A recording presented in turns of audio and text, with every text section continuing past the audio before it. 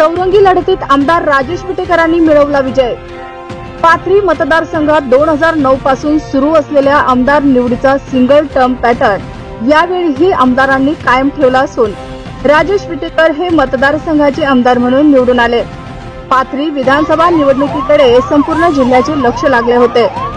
यावेळी दिग्गजांनी आपले नशीब आजमावले। निवडणुकीच्या शेवटच्या टप्प्यामध्ये चौरंगी लढत होणार असल्याचे स्पष्ट झाले होते।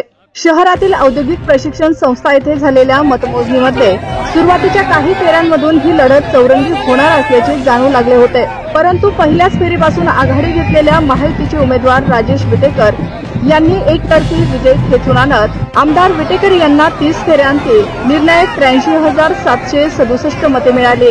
महायुतीच्या उमेदवारांचा विजय निश्चित दिसताच कार्यकर्त्यांनी मतमोजणी केंद्राबाहेर विजयी जल्लोष सुरू केला होता। यानंतर पाथरी शहरातून आमदार राजेश विटेकर यांची मुख्य रस्त्याने मिरवणूक काढण्यात आली। यानंतर राष्ट्रवादी काँग्रेसच्या महिला जिल्हाध्यक्षा भावना नखाते, अनिल नखाते यांच्या निवासस्थानी आमदार विटेकर यांची ओवाळणी करून भव्य सत्कार करण्यात आला।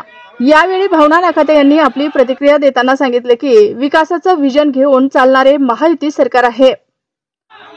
ताज्या बातम्या पाहण्यासाठी आवाज आपला मराठी या आमच्या न्यूज चॅनलला सबस्क्राइब करा। बातमी आवडल्यास बातमीला लाईक आणि शेअर करा। आवाज आपला मराठी न्यूज चॅनलसाठी परभणी जिल्हा प्रतिनिधी बालाजी कांबळे।